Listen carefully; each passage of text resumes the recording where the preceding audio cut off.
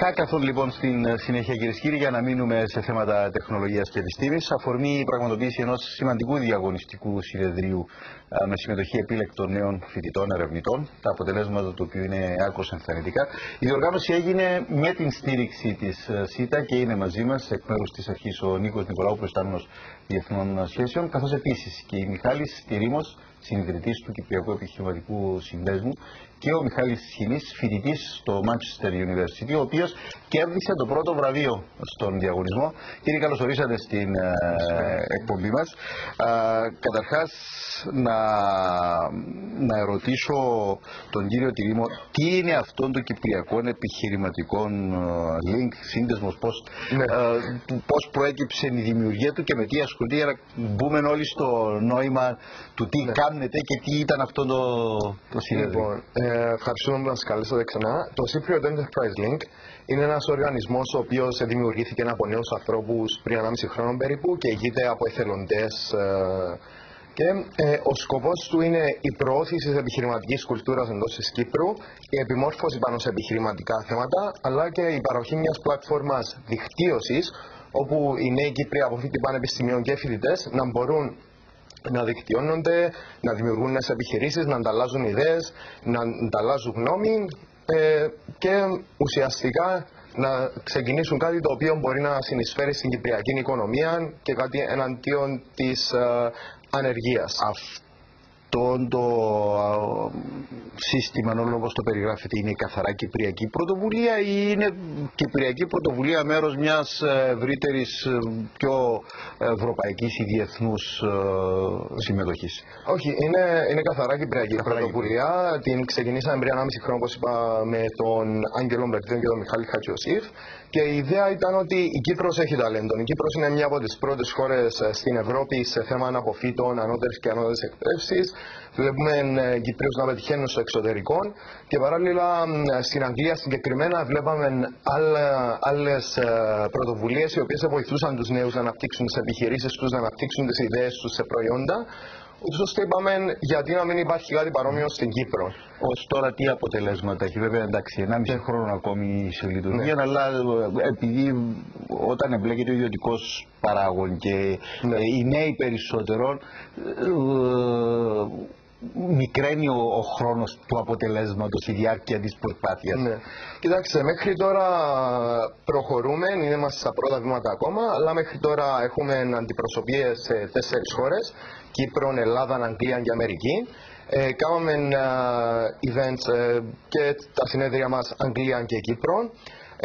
Ξεκινήσαμε 2 πρωτοβουλίες κάτω από την ομπρέλα του Cypriot Enterprise Link, το Hack Cyprus, το οποίο είναι ένα τεχνολογικό φεστιβάλ και μια τεχνολογική πρωτοβουλία που θέλει να προωθήσει τους Κύπριους που ενδιαφέρονται σε τεχνολογία και να βάλει την Κύπρο πάνω στο τεχνολογικό χάρτη, το παγκόσμιο βασικά. Και το Pink Edition, το οποίο προωθεί τη γυναικεία επιχειρηματικότητα.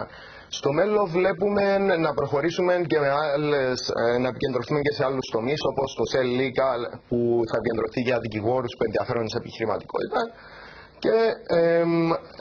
και συναντήσεις σε Κύπρο και εξωτερικό. Αν κάποιος νέος, είτε φοιτητής είτε απόφοιτος επιστήμονας νέος που μας βλέπει τώρα και ενδιαφέρεται, έχει κεντριστεί το ενδιαφέρον του από αυτά που είπατε, πού να αποταθεί, πώς να συμμετάσχει στην πρωτοβουλία σας και να σας βοηθήσει και να βοηθήσει? Κοιτάξτε, εμείς ξεκινήσαμε αρχικά από το Facebook, η οποία είναι μια πλατφόρμα κοινής χρήσης. Μπορεί να μας βρει εκεί ή στη σελίδα μας, το οποίο είναι projectcell.com. Εντάξει, σύντομα θα κάνουμε και συναντήσεις σε άλλες χώρες, όπως είπα. Η επόμενη μας την υπολογίζουμε να γίνει στη Βοστόνη, στην Αμερική. Και σε αυτό το σημείο θα ήθελα να ευχαριστήσω και τον κύριο Νικολάου και τη ΣΥΤΑ, Mobile, Vodafone και τη ΣΥΤΑ γενικά, οι οποίοι μας υποστηρίζουν και είναι ο πρώτος μας μακροπρόθεσμος συνεργάτης. Και κύριε Νικολάου, γιατί η ΣΥΤΑ? Εντάξει, θα μου πείτε, δεν έχει πέτρα που να τη σηκώσεις και να μένει που κάτω η ΣΥΤΑ σε τέτοιες μορφής πρωτοβουλίες. Επί τούτου, τι είναι που σας ερέθησε, σας κέντρισε ως αρχή τηλεπικοινωνιών και εμπλακήκατε, από ό,τι αντιλαμβάνομαι, ενεργά στην στήριξη και την υποβοήθηση αυτής της προσπάθειας? Καταρχήν, εγώ να ευχαριστήσω για τον χρόνο, που είναι πολύ σημαντικό, για πολλούς λόγους. η SITA Mobile και το SITA.net είναι πρωτοπόροι στη νέα τεχνολογία. Βλέποντας την οικονομική κρίση, ελπίζουμε ότι και πιστεύουμε ότι ο μόνος τρόπος που μπορεί να σχεδιάσει ένα νέο καινούριο οικονομικό μοντέλο είναι να επενδύσεις στη γνώση και στη νεολαία.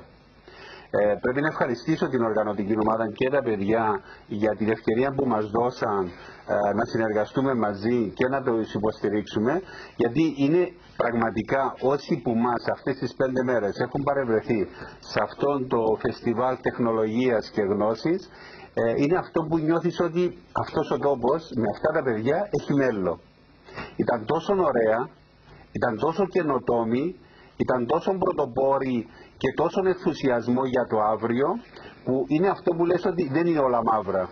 Υπάρχουν ελπίδα. Ακούσατε όμως και τον Μιχάλη τον Τυρίμων προηγουμένως ότι Κύπροι, νέοι επιστήμονες κλπ. Διαπρέπουν στο εξωτερικό. Έχει μέλλον αυτό.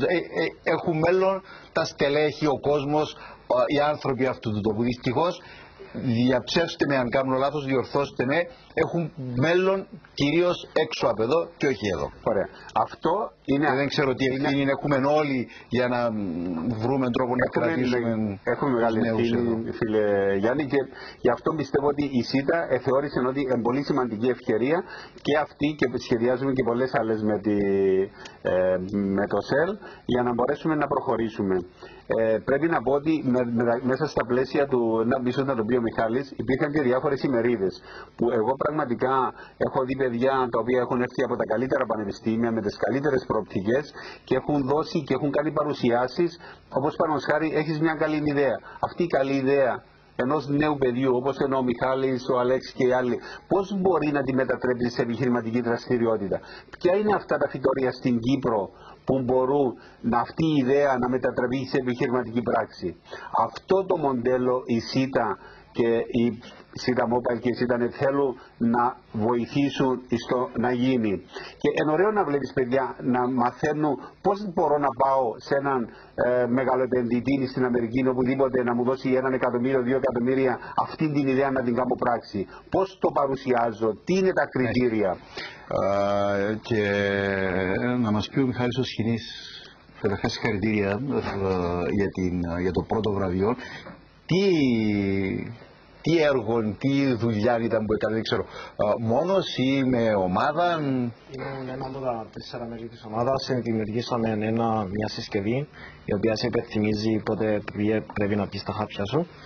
Και διότι κοιτάξαμε μέσω έρευνα στο διαδίκτυο, βρήξαν ότι το 50%. Δεν μπορείτε να φανταστείτε πόσος κόσμος τώρα που σας ακούει, αν είχε τη δυνατότητα θα τηλεφωνήσει για να σας πει βοηθήστε. Μέσω έρευνας στο διαδίκτυο πρόσεξα ότι περίπου το 50% των ατόμων πίνουν τα χάπια τους και τη δόση τους στις συγκεκριμένες ώρες οι οποίες πρέπει. Άρα η συσκευή μας βασικά υπενθυμίζει τι ώρα πρέπει να τα πιείς και χρειάζεται κάποιον είδος επαφής με τη συσκευή για να σταματήσει να σε ειδοποιεί. Άρα, τι περισσότερο ή τι διαφορετικό είναι αυτή η συσκευή για να θεωρείται και καινοτόμα και να πήρε και το πρώτο βραβείο σε αυτόν το φεστιβάλ διαγωνισμών, επιτρέψτε μου, γιατί εφόσον πήρε το βραβείο, τι διαφορετικό είναι από ένα ξυπνητήρι για παράδειγμα ή έναν κινητό τηλέφωνο που το ρυθμίζεις και κάνει αυτή τη δουλειά της υπενθύμησης τελεία? Βασικά πολλές φορές αν έχουμε υπενθυμίσεις συνήθως απλά σβήνουν τις υπενθυμίσεις και ξεχάνουμε πάλι να πιούν το χάπι. Άρα ουσιαστικά η συσκευή υπενθυμίζεται μέχρι να ανοίξει το σιρτάρι για να πιάσεις τα χάπια σου, στην οποία στιγμή σημαίνει ότι να τα πιείς τα χάπια. Η συσκευή η οποία τι είναι τοποθετημένη, ας πούμε, μπορείς να την έχεις στο χώρο εκεί που είναι πώς σταματά, πώς απενεργοποιείται, πώς κατάλαβε η συσκευή ότι εγώ πήρα τα χάπια και θα τα πάρω τώρα? Έχουμε έναν είδος switch πίσω από το κάθε σιρτάρι, το οποίο μόλις ανοιχτεί εντοπίζουμε αυτή την αλλαγή και ξέρουμε πότε άνοιξε ουσιαστικά το σιρτάρι. Άλλος πώς θα παίζει συνέχεια η υπενθύμηση μέχρι που να κουραστεί και να πετάξει το συσκευή.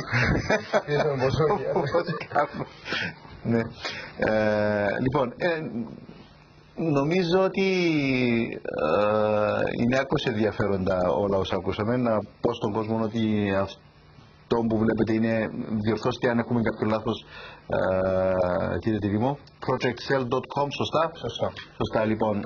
Επικοινωνία εκεί για όσους ενδιαφέρονται να βρεθούν είτε στη θέση του Μιχάλη είτε και ακόμη παραπέρα, να το αξιοποιήσετε η συσκευή ενός η αρχή με κάποιον τρόπο, κάνουν καλή ιδέα η ομάδα. Αν μου επιτρέπεις, απλώς έτσι για να κλείσουμε, φαντάζομαι ο χρόνος ναι, η ιδέα είναι εξαιρετική, όπως και οι άλλες ιδέες, όπως και τα παιδιά που είναι εδώ που μας... Να πούμε ότι είναι γεμάτο το στούντιο με παιδιά που πήραν μέσα, αλλά δεν χωρά το στούντιο περισσότερες. Απλώς ήθελα να πω, καταρχήν θέλω να ευχαριστήσω τόσο τον Δήμαρχο Λευκωσίας που στήριξε την όλη προσπάθεια, καθώς επίσης και το CIM, τον κύριο Θεόδωρο Παναγιώτου, ο οποίος έκανε μια εξαιρετική παρουσίαση, ήταν κριτής, αλλά η γνώση του αλλά και ο τρόπος του βοήθησε πάρα πολλά τα νέα παιδιά. Εγώ θέλω να ρωτήσω, επειδή είπατε το CIM, ο Δήμος της Λευκωσίας, η αρχή τηλεπικοινωνιών, το κράτος βρέθηκε αρρωγός σε αυτήν την προσπάθεια, αν κάποια στήριξη απευθυνθήκατε, θα απευθυνθείτε, είναι κοντά σας? Δυστυχώς απευθυνθήκαμε σε κάποια υπουργεία, δυστυχώς δεν λάβαμε κάποια στήριξη. Ίσως φταίμε και εμείς επειδή αργήσαμε, στείλαμε 2 μήνες πριν. Σαφώς εσείς φταίτε, ποιος άλλος φταίει? Αλλά εντάξει, το θέμα δεν είναι ποιος φταίει, αλλά πώς μπορούμε να λύσουμε το πρόβλημα και πώς να προωθήσουμε κάτι που να βοηθήσει τους νέους μας και τη χώρα μας στο μέλλον. Αντιλαμβάνεστε ότι αστεϊζόμουν όταν είπα σαφώς εσείς φταίτε. Ναι. Και ημών και ημών με ΙΤΑΕΝΟ και του κράτους και των Υπουργείων και της Πολιτείας να στηρίξει τέτοιες πρωτοβουλίες για να ολοκληρώσουμε αυτό που λέγαμε προηγουμένως, κύριε Νικόλα, ότι πρέπει να κρατήσουμε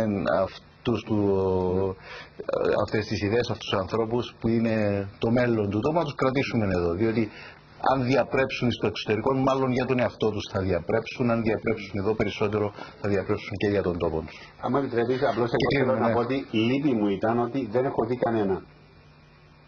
Και το εννοώ.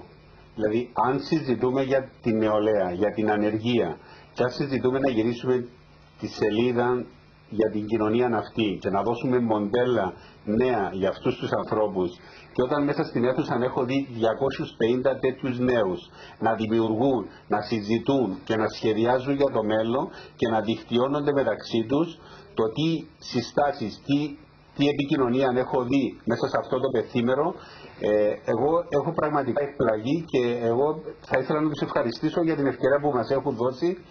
Δηλαδή, παιδιά τα οποία φεύγουν από το MIT, πηγαίνουν στο Silicon Valley, πηγαίνουν άλλοι στη Σουηδία, ο ένας συστήνει στον άλλον, έλα θα μείνεις κοντά μου, εγώ θα σε φέρω σε επαφή με αυτή την εταιρεία. Δηλαδή, αυτή όλη η δικτύωση αυτών των νέων παιδιών, θέλω να τους συγχαρώ. Λοιπόν, θέλω να τους ευχαριστήσω. Και καλή συνέχεια και μακάρι και πρακτικά να έχει αποτέλεσμα που να φανεί και να το δούμε όλοι και να εκπλαγούμε και να μην μπορούμε να το αποτρέψουμε. Γιατί έχουμε και αυτές τις τάσεις. Σας ευχαριστώ πάρα πολύ για τη συμμετοχή στην εκπομπή. Να είστε καλά, καλή συνέχεια. Στη λογική επικαιρότητα, κυρίες και κύριοι, για να ολοκληρώσουμε την εκπομπή.